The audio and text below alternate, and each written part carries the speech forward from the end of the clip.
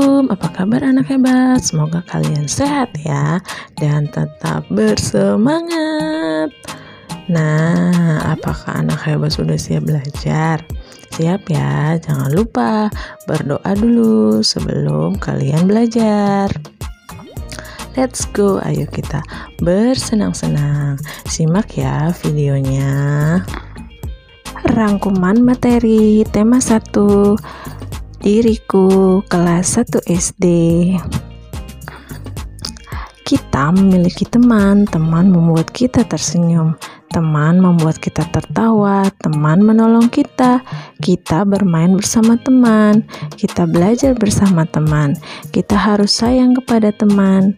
Terima kasih Tuhan, saya memiliki teman. Nah, sudahkah kamu memiliki teman baru? Untuk memiliki teman, kita harus berkenalan terlebih dahulu. Caranya pertama dengan menyapa atau memberi salam, kemudian menyebutkan identitas diri seperti nama lengkap dan nama panggilan, umur, tempat bersekolah dan kelas berapa, alamat rumah, nama orang tua, serta kegemaran dan lain sebagainya. Masih ingatkah ini? Anak Bu Guru yang hebat? Ya, ini adalah huruf. Nah, huruf terbagi menjadi 2, yaitu huruf vokal dan huruf konsonan. Huruf vokal adalah bunyi ujaran yang terjadi karena adanya aliran udara yang keluar dari paru-paru secara lancar dan tak ada hambatan. Vokal disebut juga huruf hidup atau huruf bunyi. Huruf yang termasuk vokal adalah A, I, U, E, dan O. Konsonan ialah bunyi ujaran yang terjadi karena ada udara yang keluar dari paru-paru mendapat hambatan. Konsonan disebut juga huruf mati. Huruf-huruf yang termasuk konsonan adalah huruf B, C, D, F, G, H, J, K, L, M, N, P, Q, R, S, T, V, W, X, Y, dan Z. Ingat ya. Nah, sekarang kita berhitung yuk. Nah, untuk itu kita mengenal angka. Perhatikan jumlahnya dan ikuti ya. 1, 2,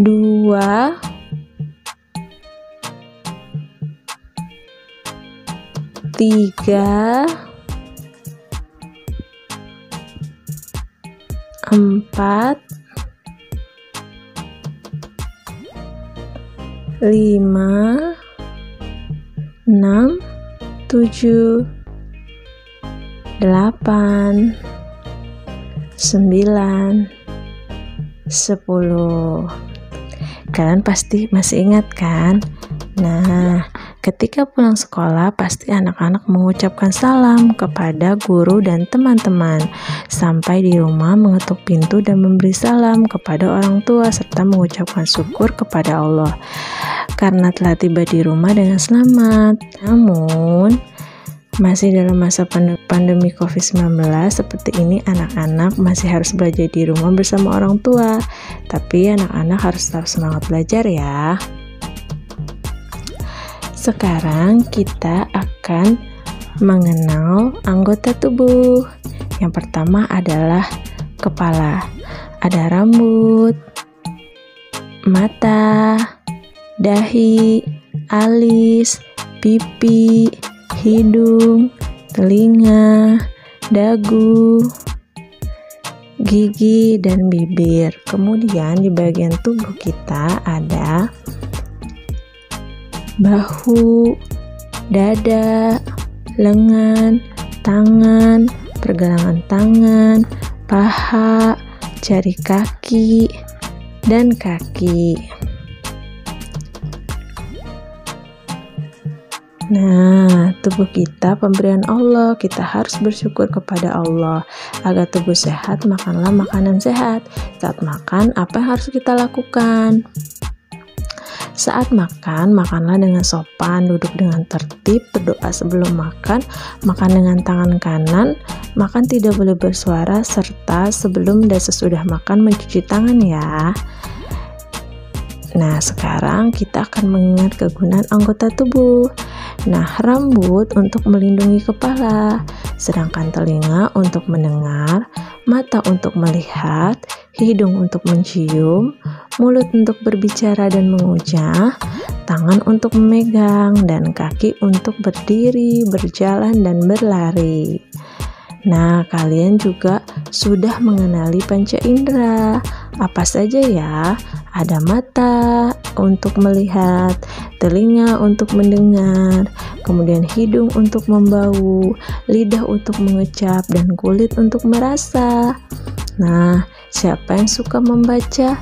Buku apa yang suka dibaca? Nah, bagaimana posisi membaca yang baik dan benar?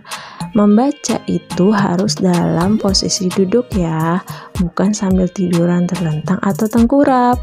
Luruskan posisi punggung, duduk dengan tegak. Perhatikan jarak antara mata dan buku bacaan. Jarak yang aman untuk membaca adalah sekitar 30-40 cm, serta membaca di tempat yang terang ya.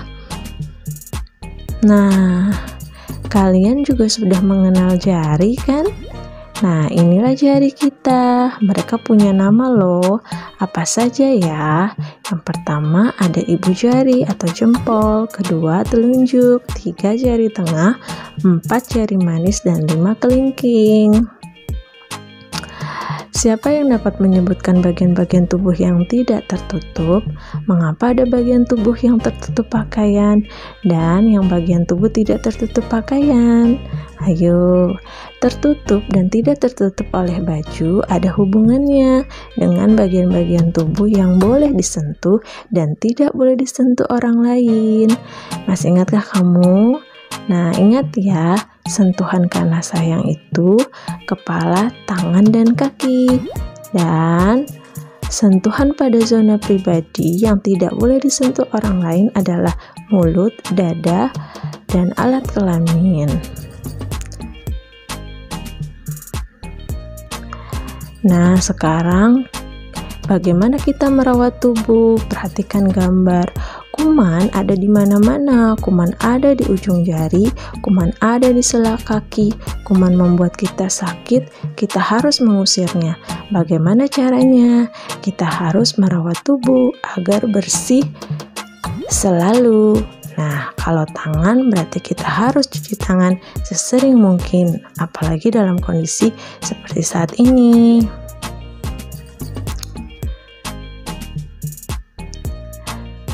Finger painting adalah kegiatan melukis secara langsung dengan jari tangan di atas bidang gambar dengan cara menggores adonan warna. Kegiatan ini dapat melatih motorik halus anak-anak. Contohnya seperti berikut hasilnya. Wah, bagus ya.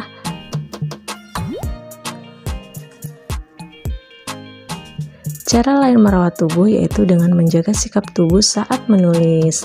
Saat menulis kita harus tegak.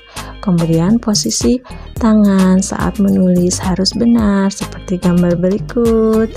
Dan saat menulis kita juga harus meletakkan buku dengan tepat seperti gambar berikut,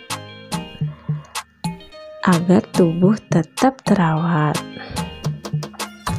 Nah, benda untuk merawat tubuh diantaranya sabun untuk membersihkan tubuh kita, sampo untuk mencuci rambut kita, kemudian ada sikat gigi untuk menyikat gigi kita menggunakan pasta gigi. Nah, sekarang kita mengingat belajar membandingkan banyak benda yuk. Nah, lihat ini ada 3 sabun dan ada 5 sabun. Nah, 3 sabun titik-titik 5 sabun. Lihat, 3 sabun itu berarti lebih.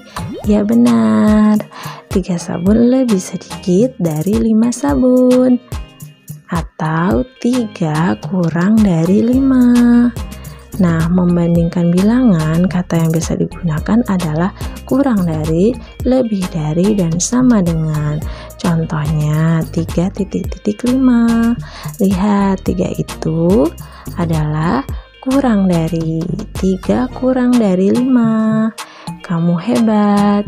Berikutnya ada 8.5. 8 lebih dari 5. Kamu hebat. Aku istimewa. Istimewa artinya khas atau khusus, yaitu lain daripada yang lain atau luar biasa. Setiap orang istimewa, setiap orang memiliki kelebihan, setiap orang juga memiliki kekurangan. Kita harus menghargai kelebihan orang lain. Kita juga harus memaklumi kekurangan orang lain. Kelebihan dan kekurangan adalah karunia Tuhan. Setiap orang istimewa berarti setiap orang berbeda antara yang satu dengan yang lain. Oleh karena itu, setiap orang memiliki kelebihan dan kekurangan. Nah, perbedaan fisik contohnya seperti ada perempuan atau laki-laki, bentuk atau postur tubuh, ada yang kurus, ada yang gemuk, bentuk dan warna rambut, ada yang hitam, ada yang coklat, bentuk dan warna mata, ada yang hitam, ada yang coklat, dan lain sebagainya. Kemudian perbedaan sifat meliputi ada yang malas, ada yang rajin, ada yang pemberani, ada yang pemalu, ada yang pendiam, ada yang bawel, dan ada yang suka dan ada yang tidak suka.